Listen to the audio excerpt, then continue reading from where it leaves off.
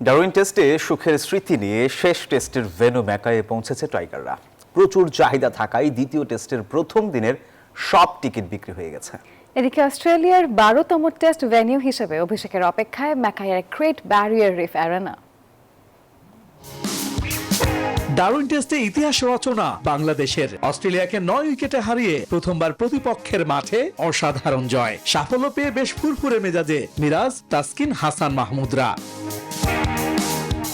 একদিন বিশ্রাম নিয়ে শেষ টেস্টের ভেন্যু ম্যাকাইতে পৌঁছেছে টাইগাররা। তবে পথে কিছুটা ভোগান্তি পোহাতে হয়েছে ক্রিকেটার সহ টিম ম্যানেজমেন্টের। 6 ঘন্টার রাস্তা পৌঁছাতে লাগলো 14 ঘন্টা। ফ্লাইট বিলম্বের কারণেই ম্যাকাইতে আসতে দেরি হয় টিম টাইগার্সের। তবে বিমানবন্দরে প্রবাসীদের ভালোবাসায় যেন সব ক্লান্তি নিমিষেই শেষ লিটন, তানজিদ তামিম, সাদমানদের। যুক্তরাষ্ট্রের 1 নম্বর জিম চেইন গোল্ডস জিম এখন আবারও বাংলাদেশে। বসুন্ধরা আবাসিক এলাকা ও বসুন্ধরা সিটি শপিং মলে। মাইটি অস্ট্রেলিয়াকে তাদের মাটিতে নাস্তানাবুদ করবে টাইগাররা, এমনটা কজনই ভেবেছিল।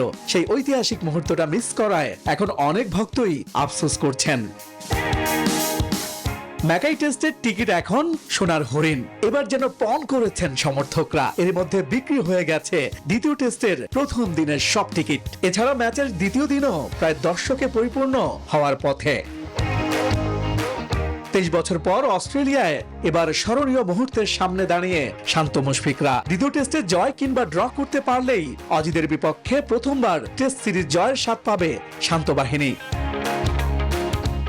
সিরিজের দ্বিতীয় শেষ টেস্ট শুরু হবে আগামী 22 আগস্ট। সেদিন অস্ট্রেলিয়ার 12তম টেস্ট ভেন্যু হিসেবে অভিষেক হবে ম্যাকাইয়ের গ্রেট ব্যারিয়ার রিফ অ্যারেনার।